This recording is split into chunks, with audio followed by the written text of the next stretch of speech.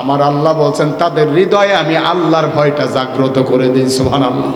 2 number জাদাতহুম ঈমানাও, তাদের ঈমানটা আমি বাড়িয়ে দেই।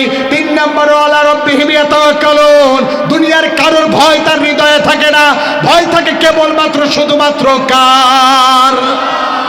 যাদের হৃদয়ে আছে।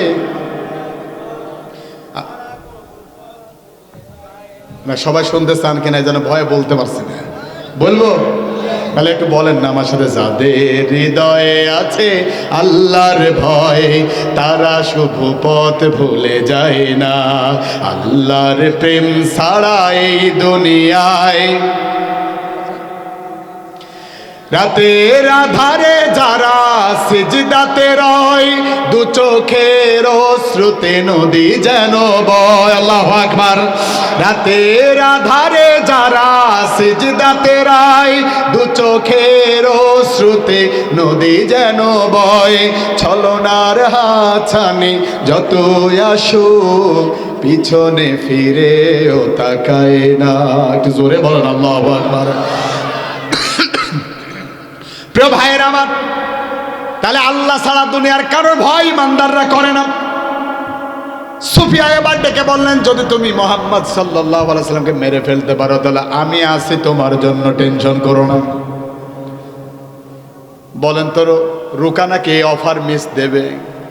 কথা কয় না রে, না সাউন্ড পাচ্ছে না। আপনারা বলেন ওয়াজ করেন, এখন আর সাউন্ড দিচ্ছে না। রুকানা কে অফার মিস দেবে? ঠিকই তো আছে, মারাত্মক লেভেলের চালাক, মানে ওই সাতক্ষীরা জমেন তো আমি চিনি না, বললাম না কথা বের করা। গতকালকে এক বক্তা আসছিল ওই যে আশাশনীতে, এসে কয় যে ভাই, আমি বললাম ভাই ওয়াজ কেমন হলো? তো ভালো হয়নি। কেন? ওই ভাই একজনও কথা বলেনি। আমি আপনি একটু গরম টরম হয়েছিলেন? কয় যে না আমি নরম মানুষ। আমি আপনি মরে গেলে ওকে কথা বলবেন না, কারণ সাতক্ষীরা এরকমই। প্রিয় ভাইয়েরা আমার, এই অবস্থা যখন হয়ে গেল, রুকানা বলল ঠিক আছে আমি রাজি আছি, আমি এখনই যাচ্ছি। কয় এখন যাইতে হবে? ফজরে পরে যাস। বিয়ে করা কত নেশা কান চলে, আস্তে করে চলে গেছে ফজরের পর। বিশ্বনবীকে এদিকে ছেড়ে দেওয়া হয়েছে, আবার যে আবু জাহেল ছেড়েছে ওই আবু জাহেলই আবার ওইদিকে লোক ভাড়া করে রেখেছে বউয়ের কথা মতো। আমাদের দেশেও গত সময় এমনটা হয়েছে কি হয় নাই? সিদ্ধান্ত নিয়ে আদালত থেকে ছেড়ে দেওয়া হয়, আবার গেট থেকে ধরে আবার পুরে দেওয়া হয়। তার মানে সিলসিলায় আবু জাহেল। কথা কোন ঠিক না? প্রিয় ভাইয়েরা আমার, এই অবস্থা যখন হয়ে গেল, আস্তে করে আবু জাহেল ছেড়ে দিল আল্লাহর নবীকে। নবী যখন আসছেন, আস্তে আস্তে দেখেন মাঝখানে পাহাড়ের মতো একটা শরীর দেখা যায়। কে রে? না আমি হলাম রোকানা। বিশ্বনবী একটু পেছনে চলে গেছেন, পিছনে যাওয়ার পরে তাকায়া দেখে ওইটা হলো রুকানা। আল্লাহ নবী ডেকে বলেন, তোর এখানে কি কাজ? রুকানা তুমি এখানে কেন? কই মুহাম্মদ সাল্লাল্লাহু আলাইহি সাল্লাম তোমাকে মারবো, এখানে মেরে ফেলবো, আর যে সুফিয়ার সাথে বাসর ঘর করবো। নাউজুবিল্লাহ বলবেন না? কি শখ! কই যে আজকে তোমার সাথে আমার খেলা হবে। কি খেলা? কই আসো আমি তোমাকে মেরে ফেলবো। আল্লাহ নবী বললেন, আমি আগে তোমাকে মারবো না। সুবহানাল্লাহ। আমরা মারতে জানি না, আমরা প্রতিহত করতে জানি। এই জন্য গোটা পৃথিবী মুসলিমদেরকে সন্ত্রাসী বলেও প্রমাণ দিতে পারে নাই। যদি মুসলিমরা সন্ত্রাসী হতো, উগ্র হতো, এই পৃথিবীতে মুসলমানরা এখনো রাজ করত। কথা বলেন ঠিক না? আমরা তো ভদ্র। ওরা বলেছে, ওদের দলের নেতারা বলেছে, যদি ক্ষমতার রদ বদল হয় তাহলে হাজার হাজার লক্ষ লক্ষ মানুষ মারা যাবে। বলে নাই? কয়জন মরেছে? কয়জন মরেছে? আমরা মেরে ফেলা আন্দোলন করি না, আমরা দুনিয়ার কোনো মানুষের আন্দোলন করি না, আমরা আল্লাহর জন্য মরি, আল্লাহর জন্য মরতেই রাজি আছি। কথা বলেন ঠিক না? ওরা যাই চিন্তা করুক না কেন, সব পাল্টাই দিছে আমরা। আমার তো মনে হলো আমরা যদি না থাকতাম সত্যি ওদের মরাই লাগতো। তবে হ্যাঁ, অন্যায় যারা করেছেন আইনের অনুপাতে আমরা তাদের শাস্তি চাই।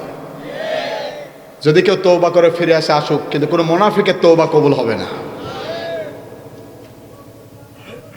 টেনশনে পড়ে গেল। কারোর নাম নিছি, কারোর নাম নেব না। হ্যাঁ কিডা প্রিয় ভাইয়েরা আমার খেয়াল করেন, এই অবস্থায় আল্লাহর নবীকে ডেকে বলেন, রুকানা ডেকে বলেন, আসো মুহাম্মদ সাল্লাল্লাহু আলাইহি সাল্লাম, তোমাকে আমি মারবো। বিশ্বনবী ডেকে বলেন, আমি তোমারে মারবো না, তুমি আগে আমারে মারো। আল্লাহর নবীকে যখন মারার জন্য রুকানা এইভাবে হাতের মুষ্টিটা চলেছে, আল্লাহ পাক রব্বুল আলামিন ডেকে বলেন, ওরা ষড়যন্ত্র করে, আমি কিন্তু বসে বসে দেখি না। ওমাকারু ওমাকারাল্লাহ আল্লাহু খায়রুল মাকিরিন। ও নবী, আমি কিন্তু বসে বসে দেখব না। মনে হয়েছে, শুনে মনে হয়েছে আল্লাহ দেখবে। আল্লাহ বলছেন আমি বসে বসে দেখবো না। রুকানা যখন আল্লাহর নবীকে মারার জন্য হাত উঠাইছে, আরশের মালিক আল্লাহ রাব্বুল আলামিন সাথে সাথে রুকানার দেহটাকে ওখানে অবশ বানায় দিয়েছে। রুকানার দেহ মনে হচ্ছে যেন পুতুল দাঁড়ায় আছে।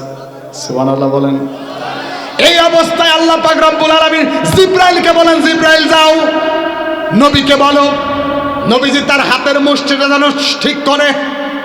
কি আপনারা বলেন, রাসূল সাল্লাল্লাহু আলাইহি ওয়াসাল্লাম তো মারে নাই, কি করেছে? কুয়ার ভিতর থেকে পানি তুলতে গিয়েছে, কুয়ার দড়ি ছিঁড়ে পড়ে গেছে। কাফেরকে জিজ্ঞেস করছে, আপনার কি লেগেছে? নবীজিকে মারার কারণে ওই হাতে লাগছে কিনা ওইটা নবীজি জিজ্ঞাসা করছে। অথচ বদরের প্রান্তরে আল্লাহ নবী তো বললেন যে একটা কাফের যদি সামনে পাও, কেটে কুচুকাটা করে ফেলো। কে বলেছে নবীজি মারে নাই?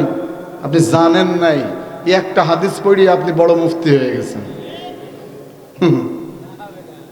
কইছে হুজুর এত গীবত করে, গীবত করা তো হারাম। এই যে হুজুর তো বসে আছে, জিজ্ঞেস করেন গীবত করা 4 থেকে 6 জায়গায় ওয়াজিব করাই লাগবে। নাসিরউদ্দিন আলবানী সাহেবের লেখা সালাতু রাসূলুল্লাহ সাল্লাল্লাহু আলাইহি ওয়াসাল্লামের বই খুঁজে দেখেন, তিনি হাদিসটা এনেছেন। তার মধ্যে 1 নম্বরে আছে, সেই শাসক যে শাসক তার জনগণের উপরে জুলুম করে, ওই শাসকের ব্যাপারে প্রচন্ড আকারে গীবত করতে হবে এবং তাকে ক্ষমতা থেকে নামানোর জন্য সংগ্রাম করা লাগবে। গীবত করা হারাম আমাদের শিখায় ওনারা। আমরা না জেনে কথা বলি না, যতটুকু জানি ততটুকু বলার চেষ্টা করি। রাগ করলেন মনে হয়। বিশ্বনবীকে এবার জিবরাইল আমিন বললেন, জিবরাইল আমিন এবার আল্লাহর কাছ থেকে প্রশিক্ষণ নিয়ে এসেছে। নবীকে এবার জিবরাইল ডেকে বলেন, ইয়া রাসূলুল্লাহ, ও তো এখন স্ট্যাচু হয়ে গেছে, ও তো এখন পাথর হয়ে গেছে, মনে হচ্ছে যেন একটা পুতুল দাঁড়ায় আছে। নবী, এটাই তো সুযোগ, আপনি আপনার মুষ্টিটাকে শক্ত করেন। সুবহানাল্লাহ বলেন। হাতা একটু গুটায় আনন। বিশ্বনবী নিজে হাতাটা গুছিয়ে নিলেন। আর আল্লাহর নবীকে এবার জিবরাইল আমিন বললেন, সরাসরি আপনি মারবেন তার নাক বরাবর। সুবহানাল্লাহ বলেন। আল্লাহর নবী একবারে নাক বরাবর মারছে। নাক যখনই নাক বরাবর মারছে, লাগার সাথে সাথে রুকানা কট খায় গেছে, পড়ে গেছে রুকানা। রুকানা যখন পড়ে গিয়েছে, রুকানা পড়ার পরে কিছুক্ষণ পর আবার সে জ্ঞান ফিরছে। জ্ঞান ফেরার আগে আল্লাহর নবী দেখছেন তার মরে গেছে কিনা। এখানে নারী কি ধরলে যে ঝাঁপাচ্ছে, তার মানে লোকটা বেঁচে আছে। নবীজি এবার দেখলেন মরে গেল কিনা। আল্লাহর নবী নারী ধরে দেখেন, না রে, এখনো শয়তান মরে নাই, বেঁচে আছে। আল্লাহর নবী বলেন, ঠিক আছে, একটু উঠুক। রুকানা যখন জ্ঞান ফিরছে, উঠার পরে ডেকে বলেন, আমি নিচে কেন? কই টের পাও নাই? কই না, আমি টের পাই নাই। কই ওঠো একটু। রুকানা উঠছে। ওঠার পরে ডেকে বলছেন, মুহাম্মদ সাল্লাল্লাহু আলাইহি ওয়াসাল্লাম, শোনো, আমি আসলে রেডি ছিলাম না। কি? আমি রেডি ছিলাম না। যা হয়েছে হয়েছে, এবার একটু সেমিফাইনাল হবে।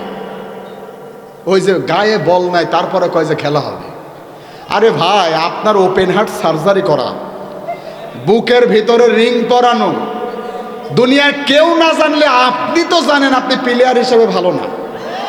তাহলে আপনি, আরে ভাই, দৌড়াইতে বললে হাইটে যায়, সে আবার ওইটা ডায়লগ দেয় কি জানেন? খেলা হবে। তা আমিও তো বলি ভাই খেলা হবে, তো পালাই গেলেন কেন? এখনই তো মোক্ষম সময়। এখন আওয়ামী লীগ ক্ষমতায় নাই, বিএনপি ক্ষমতায় নাই, জামাত ক্ষমতায় নাই। এখন মাঠ ফাঁকা, তোরাও খেলোয়াড়, আমরাও খেলোয়াড়। মাঠে আই, খেলা হবে। ডাক্তার ইউনূস হবে রেফারি।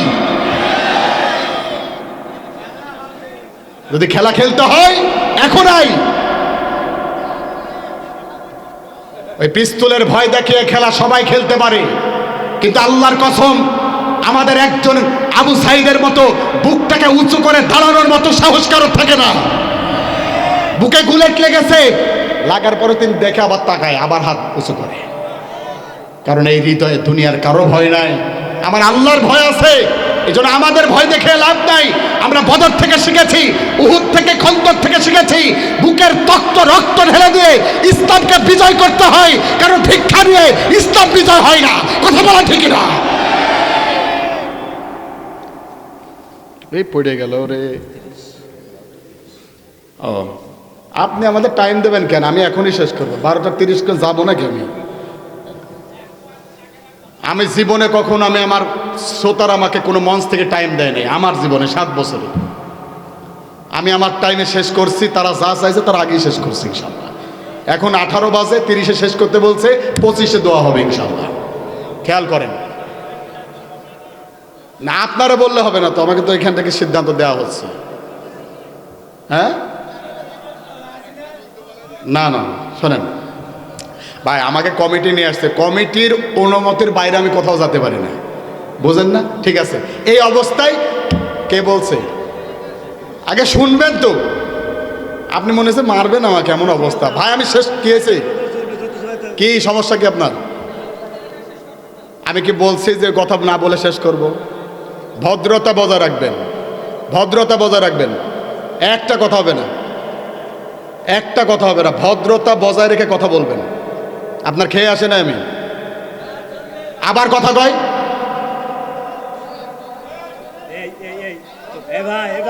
এই মানুষগুলো আছে না? দাঁড়ান দাঁড়ান, আচ্ছা দাঁড়ান ভাই, আপনারা আছেন, আপনার সাথে আমি হাসি মুখে কথা বলছি না?